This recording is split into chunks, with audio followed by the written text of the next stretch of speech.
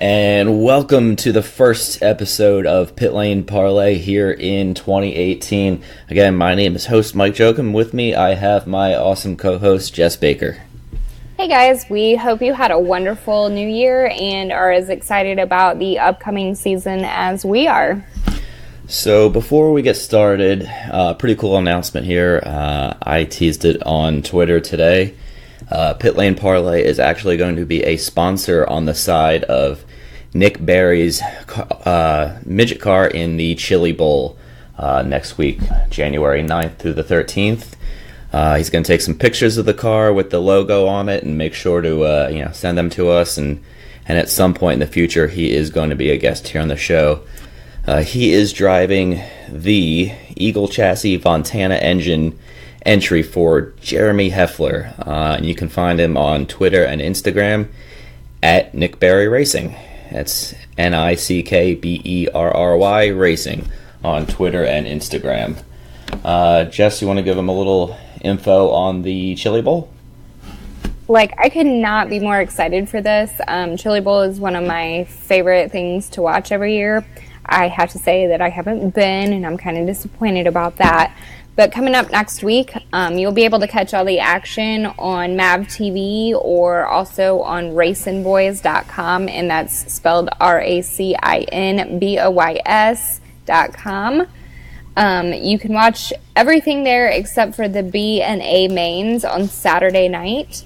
But it's pay-per-view, and I believe it's $29.99 a day. Honestly, I bought it last year. I watched for almost 14 hours, and it was fantastic coverage. So I highly recommend it if you're not in the Tulsa area. And to watch the B and A mains, I got on Periscope and was able to find it real easy. So there you go. I highly recommend it. If you have not watched dirt racing, it's a lot of fun, and they get just crazy there. Yeah, it's a quick thank you to Nick and for being so gracious as to put our logo on the side of his car. I think we might be the only podcast sponsor. I don't want to say that for sure because there's a couple hundred entries next week, but we might be the only podcast entry on the side of a car next week, which is a pretty cool thing, and I wish Nick the best of luck. But there are a few IndyCar ties, not so much this year, but obviously the late Brian Clausen in the past. I believe even Tony Stewart did it many years ago. Yes, 2007 he won it. 2002 Tony Stewart won it as well. Billy Boat won it a number of years ago.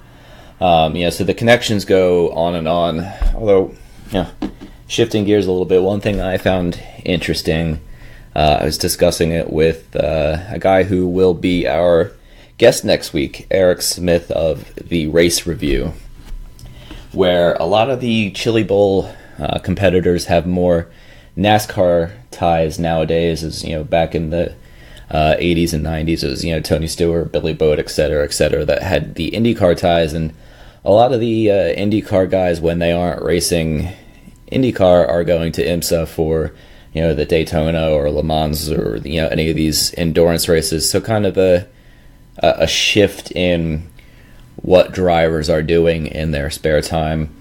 I don't really know what it means, but I think it's it's great to see these guys kind of commingling between racing as much as possible. Obviously not as much as the olden days, but still pretty cool to see. Well, just look at Kyle Larson. I believe it was just this past week. It might have been about a week and a half ago. I can't remember for sure. But he actually said that NASCAR is his stepping stone to be a full-time World of Outlaws driver. So if that tells you anything, dirt racing is where a lot of people have their heart at. Yeah, I know a lot of the IndyCar fans out there online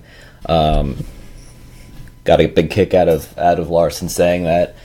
I'm not going to spend too much time on it because I don't know too much about World of Outlaws and haven't paid too close attention to the world of NASCAR lately. But certainly interesting that Larson doesn't think that NASCAR is the highest of the high in terms of what he wants to do.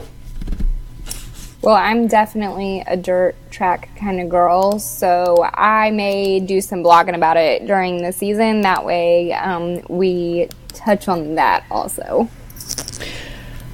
Yeah, no, I think Ricky Stenhouse is another driver who, NASCAR guy who's in the Chili Bowl this year. I believe I saw his name on the entry list. The entry list is about 350 people long, so it's possible I missed one or multiple people. But again, you can find everything at chilibowl.com. It starts on the 9th and goes all the way through the Saturday, I believe, the 13th. So it's been a hectic start to 2018 in terms of IndyCar news, a bunch more than I expected for kind of this quiet period, which hasn't been so quiet at all. And going back to the end of 2017, IndyCar announced they were changing the oval qualifying order finally. Now, a lot of people, or a lot of drivers, were upset that the random draw left, some perennial contenders to qualify first when maybe track conditions were too hot for the car to be at optimal temperature. And, I personally preferred it that way versus the new way, which if you haven't read, and you can read on motorsport.com and racer.com, and I will tweet out the links when we're done here, is, reverse order of points, which kind of stinks for guys like Ed Carpenter and, Kyle Kaiser, etc., who may only be doing a few races. But at the same time, I do get it because you are now earning that qualifying position on an oval. Yeah, I'm kind of disappointed, honestly. I think there could have been a better way to do it. I personally liked the, random draw because it left some good drivers in the back who had to work for some places. It made the racing exciting. So hopefully this doesn't take away from oval races. The passing and whatnot. Hopefully they don't become a big train like NASCAR has before. But we'll see. I mean, I'm not going to say I absolutely hate it, but I think there were other options that might have been better. Yeah, listen, I'm okay with them changing it. I get it.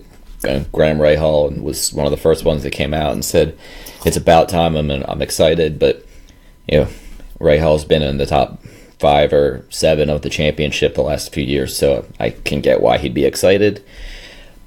But at the same time, I do like that, now it's not random draw. If you have a strong 4 or 5 races and you jump up in the championship standings and you come up to a Gateway or Pocono, you're going to be rewarded for when you qualify. And we saw, the very last car out there, at Pocono this year in Takuma Sato come away with the pole. The last car after Ryan Hunter-Reay's accident.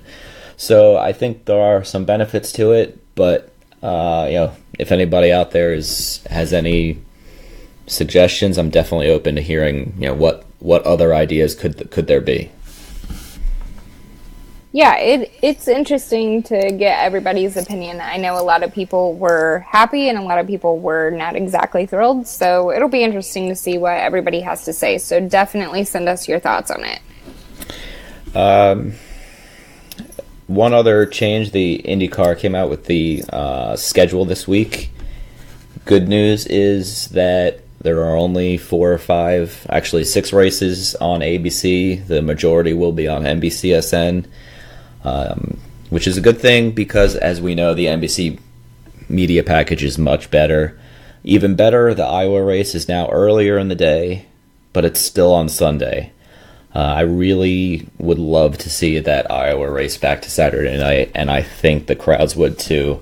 For the most part, overall, fan reaction online was, well, this is a step in the right direction, and some said, no, I'm going to go, but others said, Sunday and a 7-hour drive means I'm still getting back at midnight, and I can't do that. So maybe IndyCar will see that attendance goes up the earlier they make the race, and next year, the year after, it'll be Saturday night again.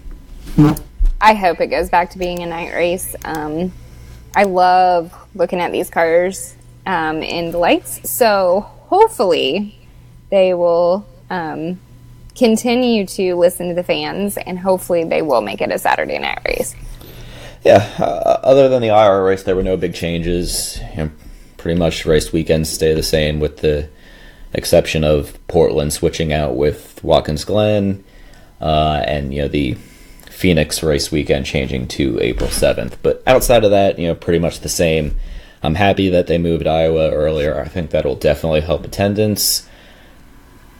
I just wish it was Saturday night. And another note, they did move the Gateway race up an hour, from 9 p.m. to 8 p.m.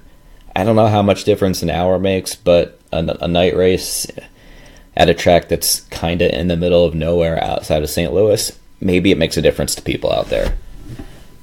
I'm not sure on that one. Yeah, probably I don't not. know. Probably not. They couldn't really go a whole lot earlier, though, honestly, because then it wouldn't really be night. You know how late the sun sets. So, we'll see. So some exciting news in the last 24 hours here.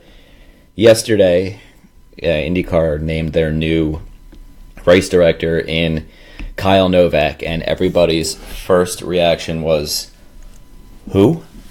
And digging a little bit deeper, I'll give you guys a little bit of a background, and Jess, I'll get your opinion. He was IMSA's Continental Tire Sports Car Challenge, Porsche GT3 Cup, and Ultra 94 Porsche GP3 Canada Cup, which equates to IMSA's version of Indy Lights. So he'll be working closely with Arie Luyendyk and Max Papis and Dan Davis on race incidents. I read a great article from the guys at nasportscar.com who reviewed every decision that Mr. Novak made in 2017 as his 1 year of overall race director. It's a great read. I'll tweet that out as well when we're done here. Some interesting tidbits from that. Guys on the racetrack who bump into each other, even if it causes a spin for the most part, he's letting guys race, which I think is great to see. He's harsh on pit lane violations, which could be interesting. One, considering the name of the show is Pit Lane Parlay, and two, there's been plenty of drama on the IndyCar pit lane in the last couple of years. I know there was a lot of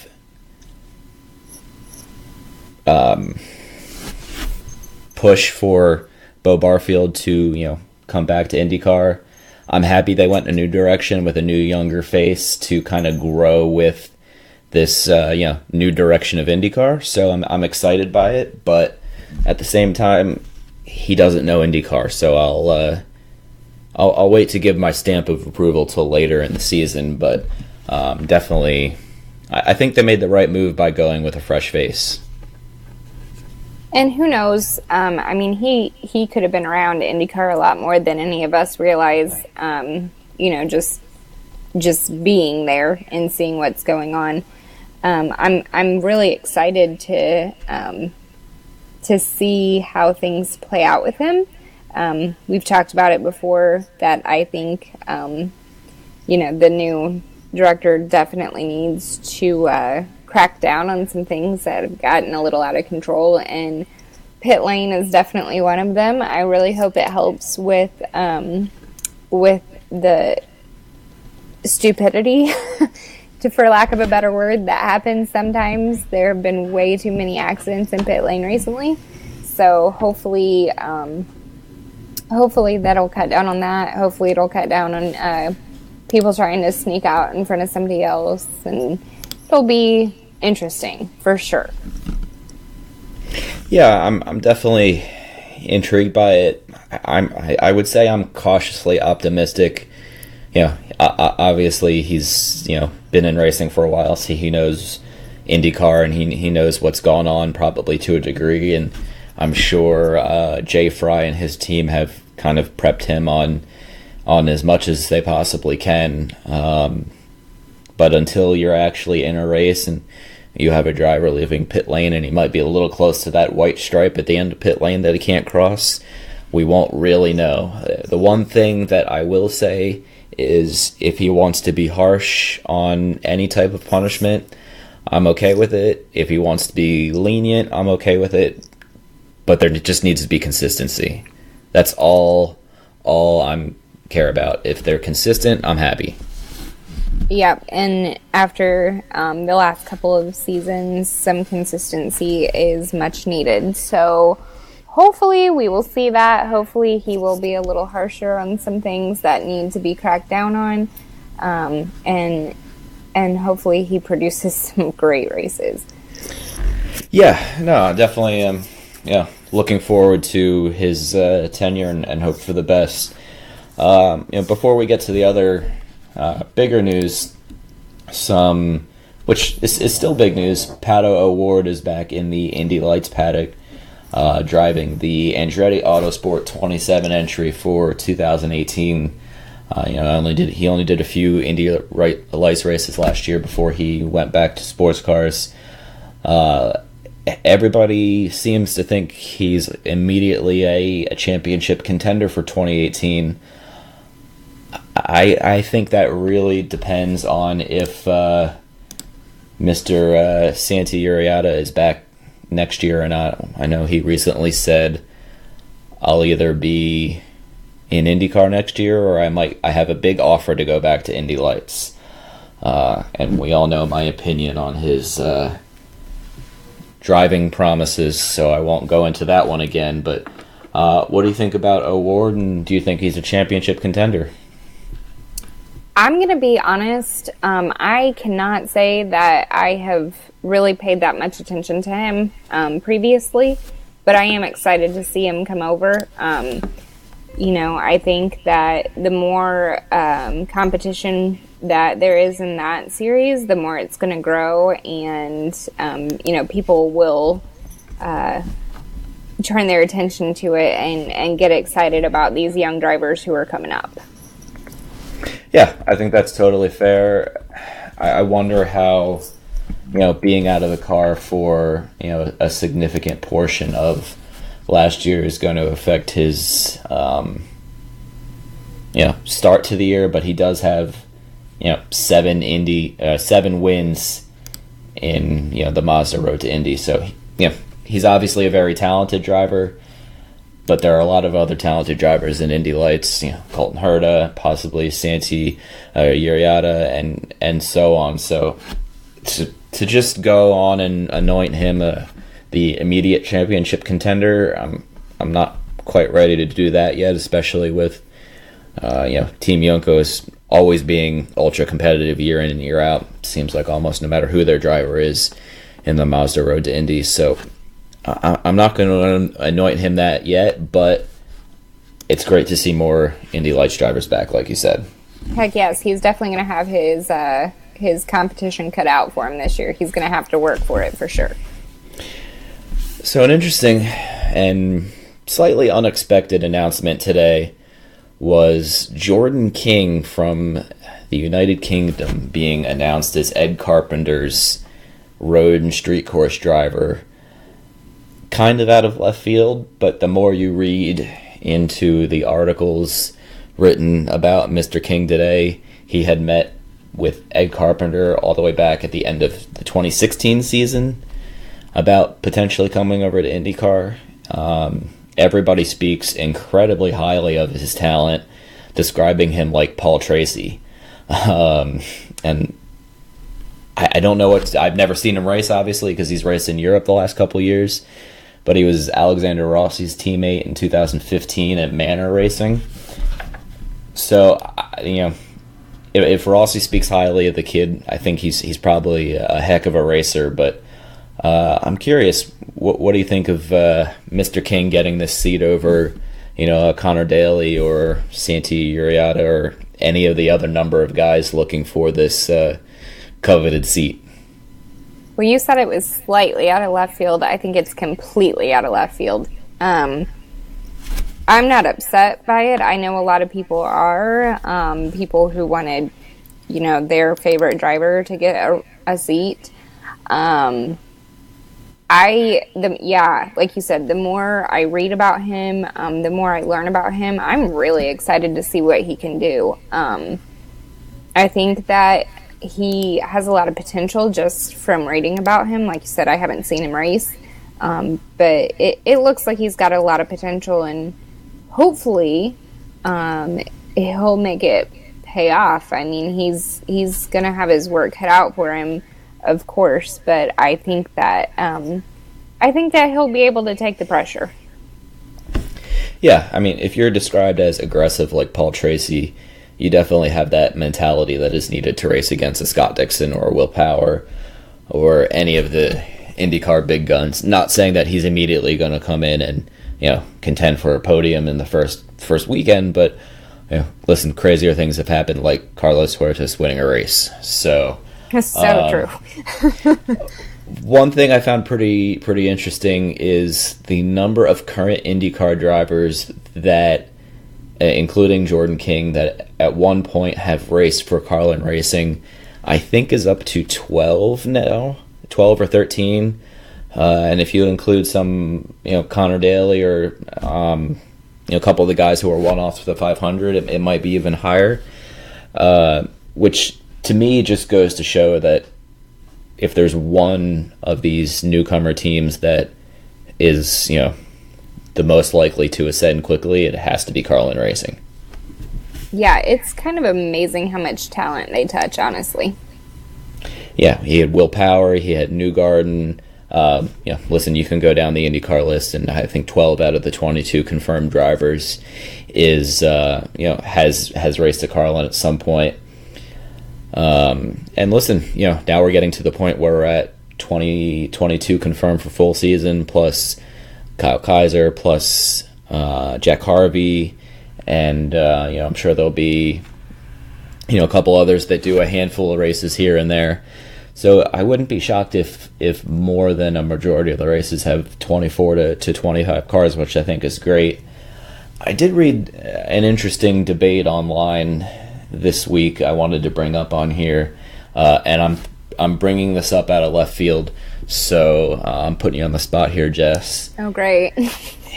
Is bumping if bumping comes back to the Indy 500, is it really that big of a deal? And the point I read saying that nope, this gentleman didn't care about bumping was, would you rather somebody just try to enter the Indy 500 and potentially not make it, or would a team like Carlin Racing, instead of adding a third car, just try to strengthen their overall program for the year?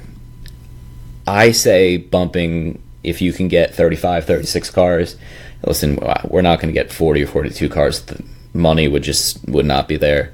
But I think if you can bring some intrigue back into qualifying weekend at the Indy 500, you bring intrigue back to the race, and then intrigue back to the series as a whole. But I think it's a very interesting point that maybe the money is better well spent on the overall strength of a program for an entire season, especially when that's the ultimate goal is to win the championship.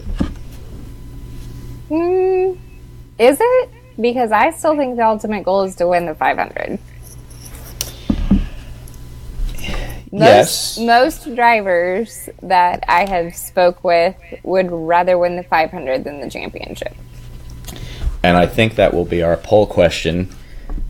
Twitter at PitLaneParley, Parley. Do most drivers want to win the 500 or the overall championship? Yes, I'm not going to disagree on what the drivers want, but from a monetary standpoint, I think teams might want to win the overall championship. Just from a if you can win 10 races in a season, you're going to bring in more sponsors. But I could be wrong. I'm open to debate on this one. I definitely say the 500 is more important.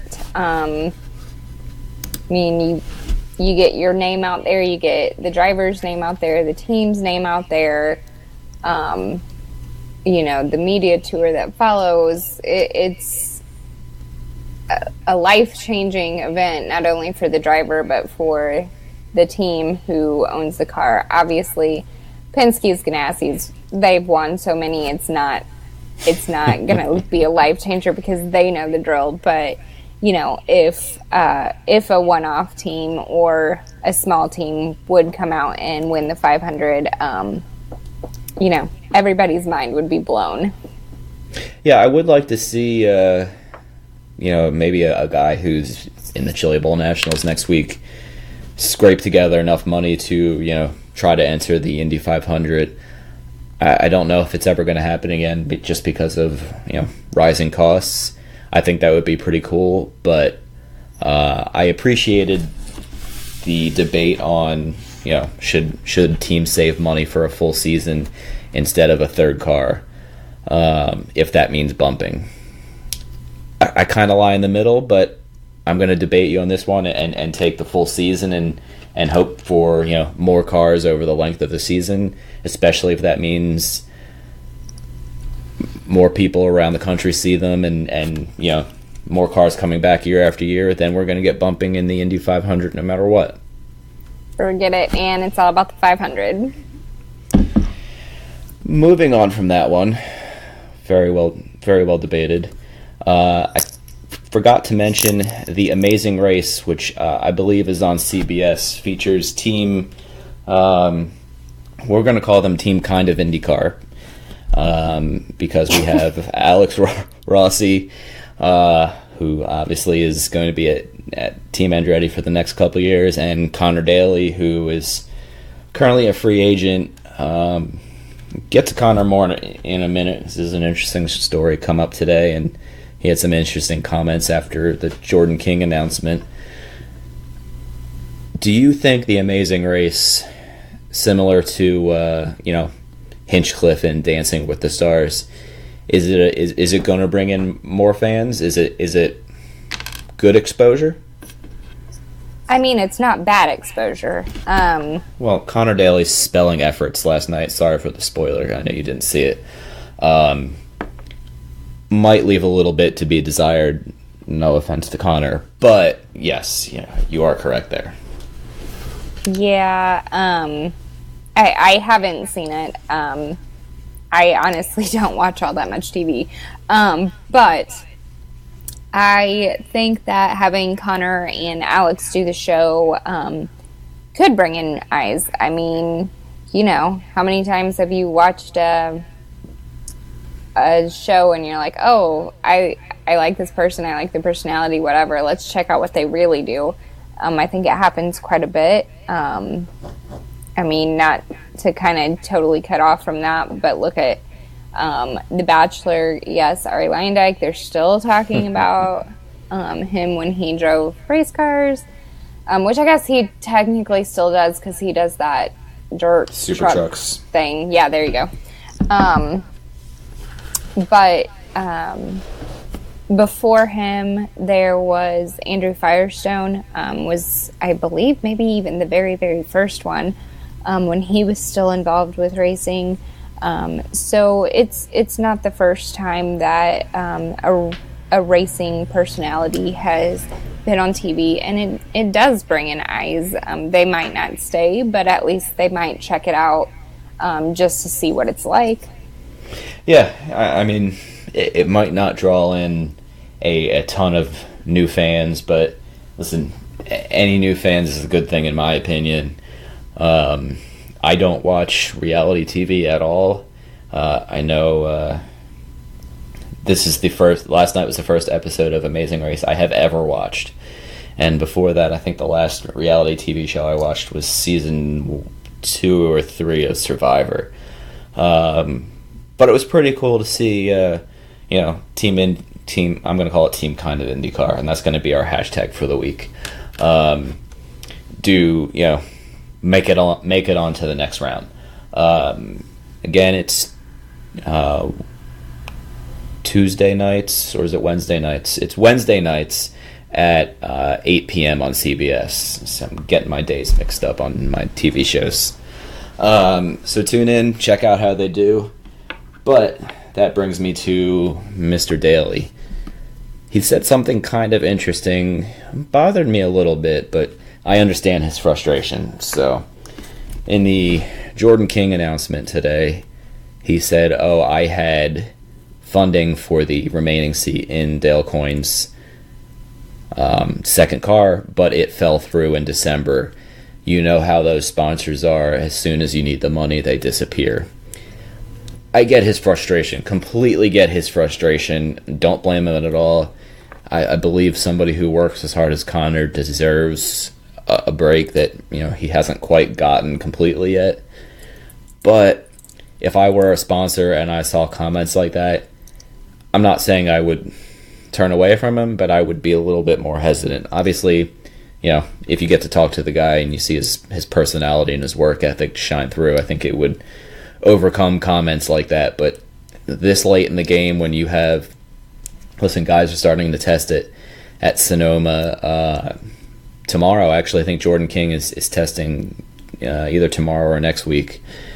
The new chassis. I think maybe wasn't the best timing. I don't know what you think, but I'll turn it over to you.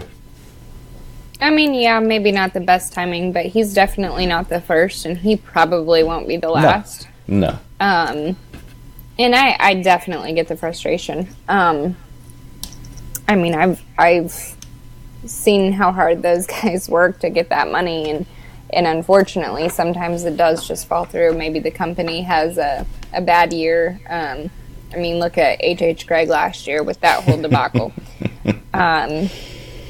So, that's kind of unfortunately just part of it because, you can't predict the future as a company, unfortunately.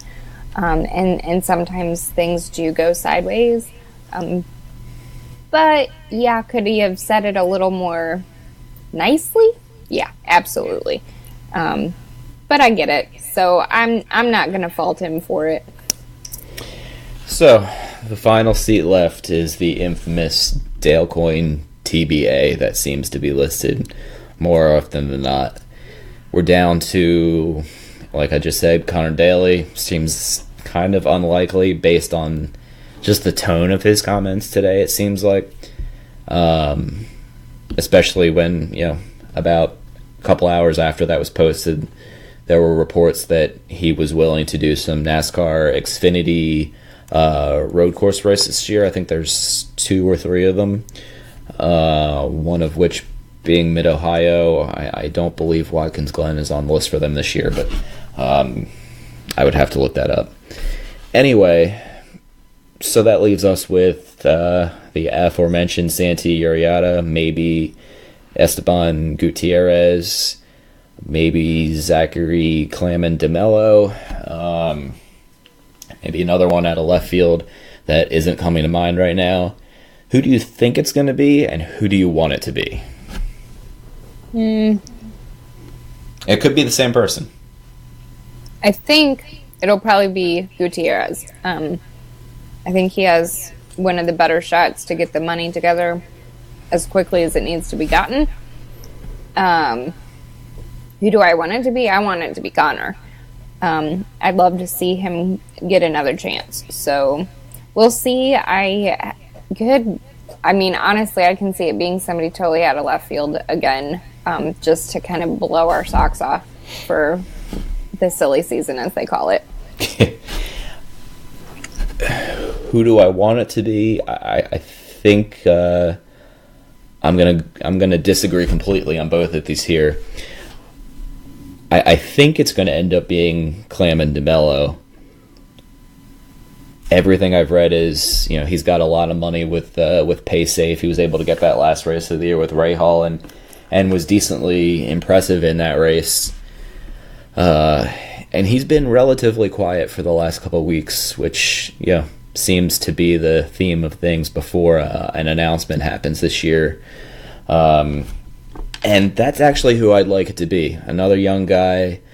The more rookies, the better. It gives us a strong rookie class and plenty of debate throughout the year.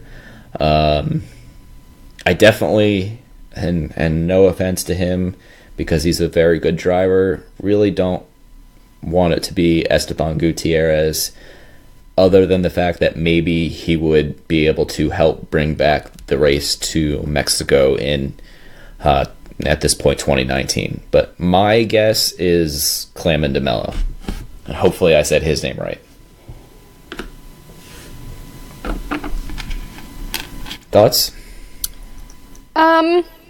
Well, I kind of already gave you mine, but we'll see. I mean, I'm like I said, I would not be shocked if it just totally comes out of left field with the way everything has gone. So it'll be interesting. It'll be real interesting, and hopefully they don't drag this out on us.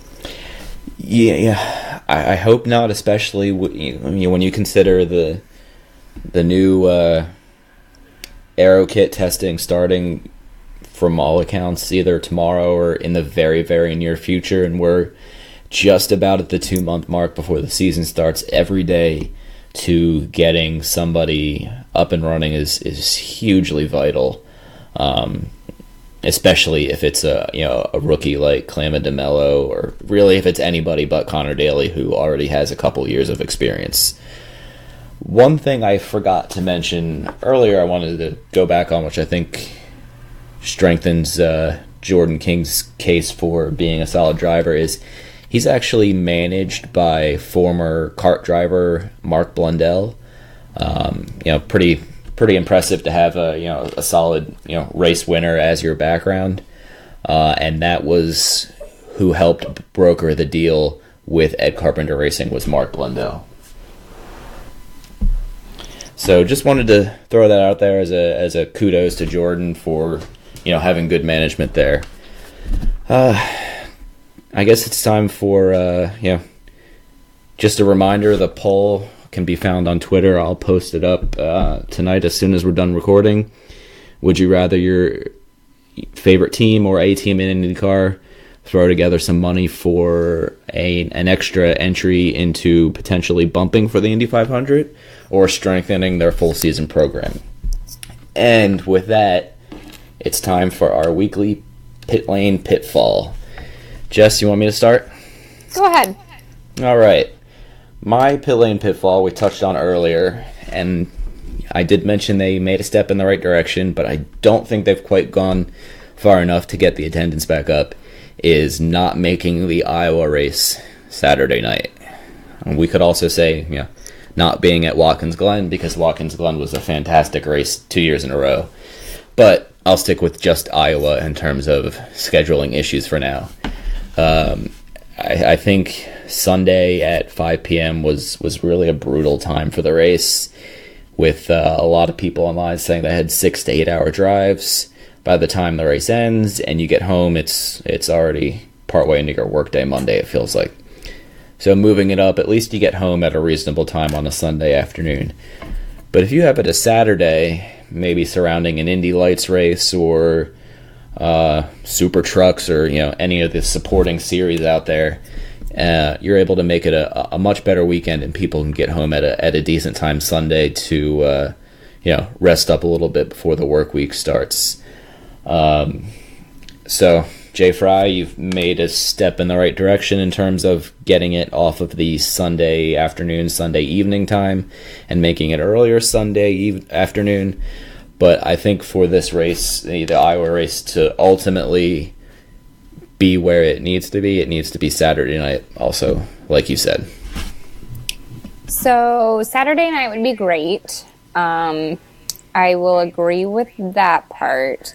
The only problem with that, and I didn't mention it before, is that the local market there would not probably be very happy with that, because Knoxville Midget Nationals is on Saturday night of the same weekend, and Knoxville, Iowa is roughly, I think it's like 30 miles from the track. I went to it a few years back. I went to the Midget Nationals on Saturday night, and then Sunday I went to the IndyCar race. So I think that's why they do what they do. But yeah, I mean, Saturday night, it would be much easier for the majority of people, especially people who don't know that Knoxville is like the track in dirt track racing. It's, oh my God, it's a beast. So I think that might be kind of why they don't do it, but we'll see. Maybe they could pick a different weekend. Yeah, we all know IndyCar struggle with picking different weekends for races, such as Fontana and now Watkins Glen. So, but I am glad that they were able to find it. I'm not going to completely throw IndyCar under the bus on scheduling. They did find another weekend for the Pocono race. The last 2 years, it's been in the end of August, and as we all know, was an amazing race last year, and I think is really going to help the attendance this year. So yes, everybody listening who happens to live near me in the Philadelphia region, come out to the Pocono race. It's as you hopefully saw on TV, it was one of the best, if not the best, race of the year last year. So having it not on July 4th weekend is definitely a help for attendance. I was there both years. It was on July 4th weekend, and the attendance was pretty dismal. My turn. Let's hear it. So, I know you all think that I'm kind of mean to the drivers. I've gotten some comments about how mean I am to Marco and whatever. I'm going to be mean to a person that I've been mean to before again. And I'm going to give my pit lane pitfall to Danica Patrick again. Danica, as we all know, has stated that she's going to end her career by racing the Daytona 500 and also racing the Indy 500 this year, and that's going to be it. She was quoted today on Racer as it's, quote, taking a lot more time than she thought to come up with a ride for Daytona. That is coming up real quick. Speed Weeks is, let's see, does that start not next week, but the week after or something? I mean, we're like right there. Very soon. So she really needs to start, putting her foot down and getting in people's faces if she wants to do this race. She said that that's not her MO anymore, that she just kind of lets things flow as they will. But if she really wants to do it, then she's going to have to get with the program. I mean, she's only got 5-6 weeks or something till the race. So, yeah, she's going to have to get on top of it. She has exactly 6 weeks. The 2018 Daytona 500 is on February 18th. If she can pull together a program in 6 weeks, I'll feel much more confident about her being able to pull together an Indy 500 program in short order, although I get the feeling that IndyCar will, want the extra attention that Danica may bring, whether we're fans of it or not. IndyCar and Indianapolis Motor Speedway will find a way to give her some help to get a ride that she needs. Oh, the George family pocketbook would definitely open for that one. Yes. I still think, a team of her and Sage Karam at Dreyer Reinbold would be very interesting at the 500, but would certainly put on at least a good show, if not a very aggressive show. I actually just rolled my eyes so hard that I saw my brain again. You do that a lot to me. Yeah, Danica and Sage as a team. Ugh, it might be disastrous. Oh it might be. Listen, it could be boom or bust. I know there are a few people out there, or many people out there, who are big fans of both. Present company not included. Correct. Me as well, but it would be very interesting, to say the least. They'd probably sell some T-shirts, but that's about all I'm gonna go with. Sage doesn't like to sell T-shirts because he doesn't like to wear He doesn't T-shirts, like to wear and that's them. a That's whole nother so story true. that I don't even want to complain about on this show. There are many things we could say that I probably shouldn't. So before we wrap things up here, we're hitting the 45-minute mark. There is a new three-quarter midget racing series here in the East Coast for those of you who aren't based in Indianapolis or Canada or somewhere else in the country.